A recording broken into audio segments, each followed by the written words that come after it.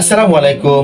মাওলানা আনিসুর রহমান আশরাফি সাহেব, ওনার কথাবার্তা শুনে এমন কোনো লোক নাই যার হৃদয়ে এতটুকু দাগ কাটে নাই। উনি আমাদের জন্য এমন এমন মোটিভেশন ওয়াজগুলো করে থাকেন যে ওয়াজগুলো শুনলে আমাদের দিল ঠান্ডা হয়ে যায়, আমাদের মন পরিবর্তনের দিকে ঝুঁকে যায়। আনিসুর রহমান আশরাফি সাহেবের প্রতিটি কথাবার্তা, প্রতিটি রেফারেন্স বর্তমান বাংলাদেশের প্রত্যেকটা যুবকের জন্য খুবই উপযোগী। যাই হোক, আজকে আমাদের কথাবার্তা শুরু করার আগে আনিসুর রহমান আশরাফি সাহেবের সামান্য একটু ওয়াজ আমরা শুনে নেই। স্ত্রী অসৎ, মহিলা দুশ্চরিত্র, মহিলা বেহায়া, ঝগড়াটে, ফাঁসা করে মনে করেন আপনার 12 ঘন্টার কষ্ট, 14 ঘন্টার কষ্ট সব সার্থক, সারাদিনের মেহনত সব শেষ। আমরা প্রত্যেকে আসলে ভালো করে জানি আপনি হাজার কোটি টাকার মালিক, লক্ষ কোটি টাকার মালিক, আপনার বিঘা বিঘা পরিমাণ সম্পত্তি আছে, আপনার টাকা পয়সা দ্বন্দ্বলত কোনো কিছুরই অভাব নাই।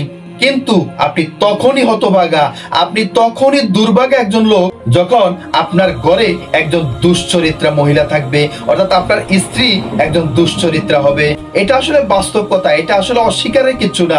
যার ওয়াইফ অর্থাৎ যার স্ত্রী খারাপ, যার স্ত্রী দুশ্চরিত্রা, তার দুনিয়াও শেষ, আখিরাতও শেষ। সে দুনিয়াতেও পাবে না শান্তি, আখিরাতেও পাবে না শান্তি। আশরাফি সাহেবের কথাবার্তা রেফারেন্স অনুসারে আমি আপনাদেরকে একেবারে সত্য বাস্তব একটি ঘটনা তুলে ধরবো। যে ঘটনাটি হচ্ছে আমাদের এলাকার পার্শ্ববর্তী একটি জায়গায় অনেক আগে একটা ঘটনা ঘটে গিয়েছিল। আর সেই ঘটনাটি হচ্ছে একজন স্ত্রী তার স্বামীকে হত্যা করেছিল, তাও রাত্রে ঘুমন্ত অবস্থায়। পরের দিন জানাজানি হওয়ার পর পুলিশ এসে ওই মহিলাকে অ্যারেস্ট করলো।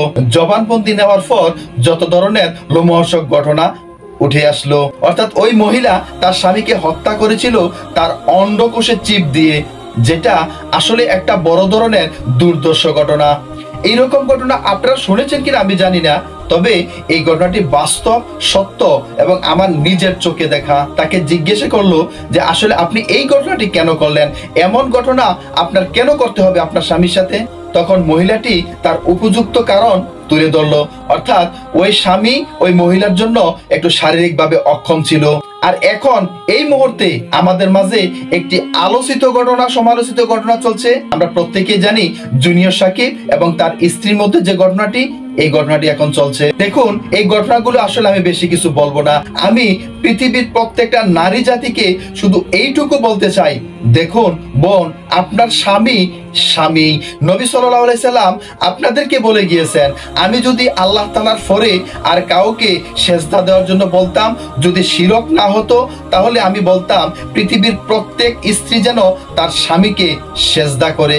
তাহলে আপনার জায়গা কোথায়, আপনার স্বামীর অবস্থান কোথায়, একটু একবার চিন্তা করিয়েন। যেখানে স্বামীর ফায়ের নিচে স্ত্রীর ব্যস্ত ঘোষণা করা হয়েছে, সেখানে একজন স্ত্রী স্বামীর সাথে বনিবনা নাই থাকতে পারে, আপনি তাকে ছেড়ে চলে যেতে পারেন, কোনো সমস্যা নাই। কিন্তু এই ধরনের দুর্দর্শ ঘটনা করতে হবে, এটা আসলে অত্যন্ত অমানবিক। যদিও আমাদের এই দেশে নারীদের আইন অত্যন্ত কড়া, পুরুষ নির্যাতনের কোনো আইনই হয় না। নিজেকে জান্নাতের রাস্তায় তৈরি করুন, নিজেকে আখেরাতে উত্তম কিছু পাওয়ার জন্য রেডি করে রাখুন। তাহলে স্বামীর সাথে উত্তম আচরণ করুন। আশা করছি সকলে বুঝতে পেরেছেন। আল্লাহ তাআলা সকলকে বোঝার তৌফিক দিক। ওমা তাওফিকি ইল্লা বিল্লাহ। নাসরুম মিনাল্লাহি ফাতহুল কারীম। ওমা আখিরি দাওয়ানা আলহামদুলিল্লাহি রাব্বিল আলামিন। আসসালামু আলাইকুম ওয়া রাহমাতুল্লাহি তাআলা ওয়া বারাকাতুহু।